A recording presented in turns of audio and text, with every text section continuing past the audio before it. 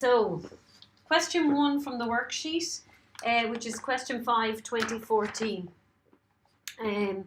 Basically, okay, Padraig is 25-year-old, he's planning for his pension. He wants to retire in 40 years' time when he's 65. First, he calculates how much he wants to have in his pension fund when he retires. Then he calculates how much he needs to invest in order to achieve this. The interest rate is 3%. So, they're going to lead you through this step by step. But just to give you the overall picture, he's saying he wants, when he retires, he wants to be able to get regular payments every year. I think it turns out to be 25,000 he wants per year, regular payments for so many years.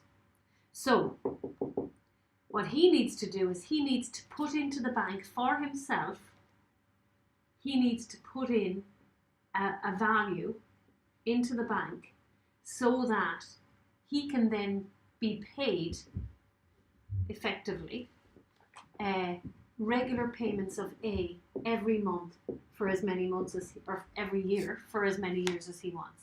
Okay? How does he figure out this H? He has to figure out this H. Well, it's exactly like a mortgage payment, because what he's saying is, I need to be given this money, so I need to figure out what are the present values of those future payments.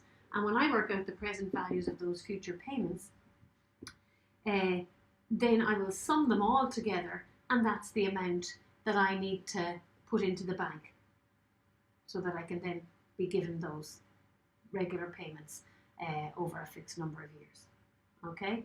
What he does then, now that's the mortgage payment. I've done a lesson on this, but we'll do it anyway when we're doing the question as we move through it. He now needs this money in the bank at a certain time. He's here now. He's deciding, right, I need to start putting payments away now. Called PRS, I don't know.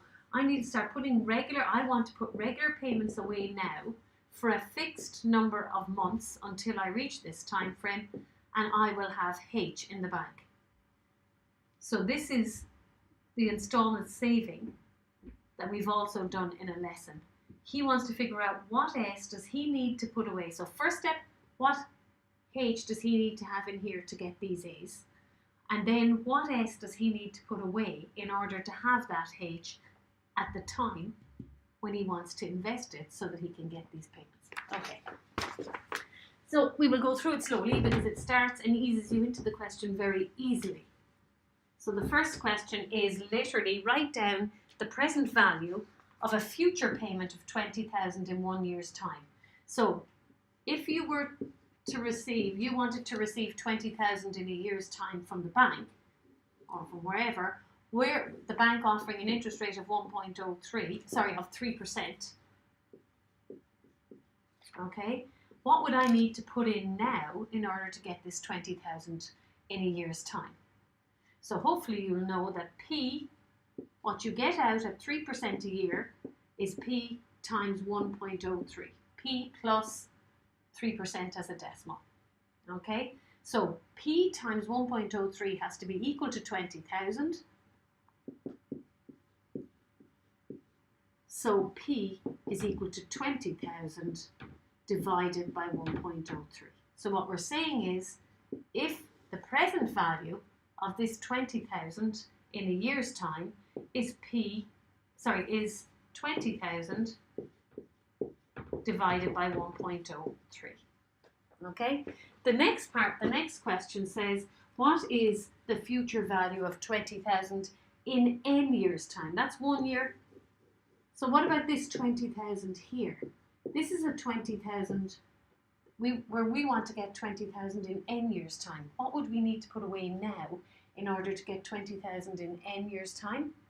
Well, if we call it W, so we want to put W away now so that in n years' time we're going to get 20,000. In n years, being compounded every year at 3%, we know that we will get out W times 1.03 to the power of n. Okay?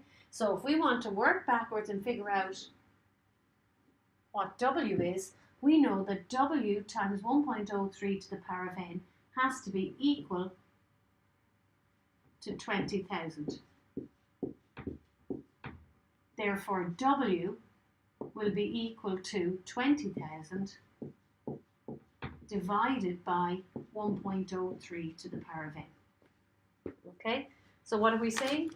We're saying the present value of 20,000 in n years' time, the present value of 20,000 in n years' time, its present value right now is 20,000 divided by 1.03 to the power of n. Okay? Right. Padraig wants to have a fund that could, from the date of his retirement, give him a payment of 20,000 at the start of each year for 25 years. Show how to use the sum of a geometric series to calculate the value on the date of retirement of the fund required. Now, the important point here is he is putting the money in at the start of each year for 25 years. So, just to give us space, I'll write it again here. Okay. Now, so, he wants to have a fund that's going to give him out 20,000 every year at the start of each year. Okay? So effectively, at the start of the year means at the very start of the year, he wants to get, we'll call it A, but we know it's 20,000. Okay? So then, the following year, he wants to get A again. And he wants to get A again. A being the 20,000. And he wants to get that for how many years? 25 years. And it's per year he wants to get it. So we need this value of P, so we need the present value of all of these payments. Now, since it's at the start of the year, the present value of A is just A. The present value of the following payment, which is a year later, is A over 1 plus I, which is 1.03. Present value of the next one is A over 1.03 squared. And the present value of the very last one, so dot, dot, dot, is A over 1.03 to the power of 25. Now, am I right about the 25? Actually, it's to the power of 24 because we have 25 terms. So this is our first term. So the first one is A. The second term is A over 1.03 to the power of 1. The third term is A over 1.03 to the power of 2. So the very last term, so that's T3. So Tn effectively is A over 1.03 to the power of n minus 1. Okay? Now, my A, my little a, this is my little a. That's my first term.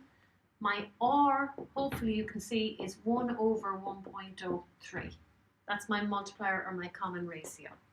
So we need to find our P now has to be equal to the sum of all of those. So I'm going to rub out a bit of this here now just so we can do it. So we need to find Sn. So Sn is A times 1 minus R. So Sn is A times 1 minus R to the power of n over 1 minus R. And that's going to be our P. So P is equal to A times 1 minus R to the power of n. N is 25, remember, because it is 25 terms, over 1 minus R. Okay, now in this situation we know our A is 25,000. Just let me double check that it is 25,000. Oh, 20,000, apologies, 20,000 every year. So our payments are going, our regular payments are 20,000. So our P would be 20,000 times 1 minus 1 over 1.03 to the power of 25 over 1 minus 1 over 1.03.